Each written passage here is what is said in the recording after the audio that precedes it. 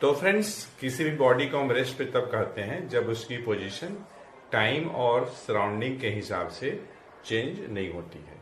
वहीं पे किसी बॉडी को हम मोशन में तब कहते हैं जब उसकी पोजीशन टाइम और इमीडिएट सराउंडिंग के रेस्पेक्ट में चेंज होती है।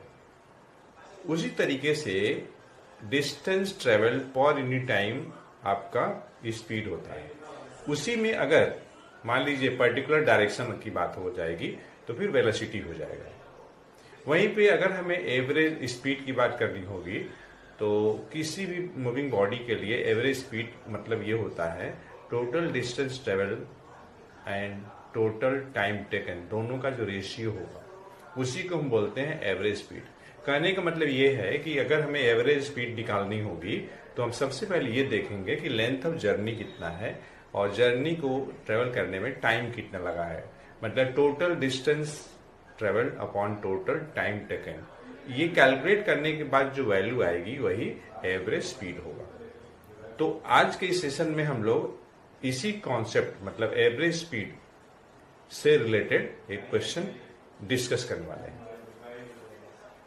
क्वेश्चन है, a car travels the first 2/5 part of its distance with a speed v1 and the remaining 3/5 of the distance with a speed v2.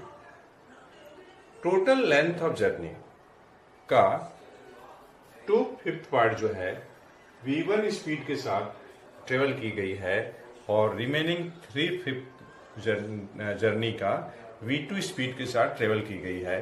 तो हम लोग को एवरेज स्पीड कैलकुलेट करनी है। तो अगर मान लीजिए कोई पॉइंट ए है और दूसरी पॉइंट बी है, ये दो पॉइंट हो सकता है, कोई सिटी हो सकता है।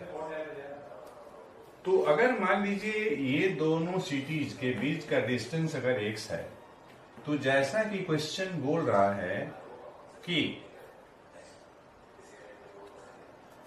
2/5 v1 स्पीड के साथ ट्रेवल किया जा रहा है, तो हम ये निकाल सकते हैं कि जर्नी का 2/5 डिस्टेंस कवर करने में कितना समय लगा।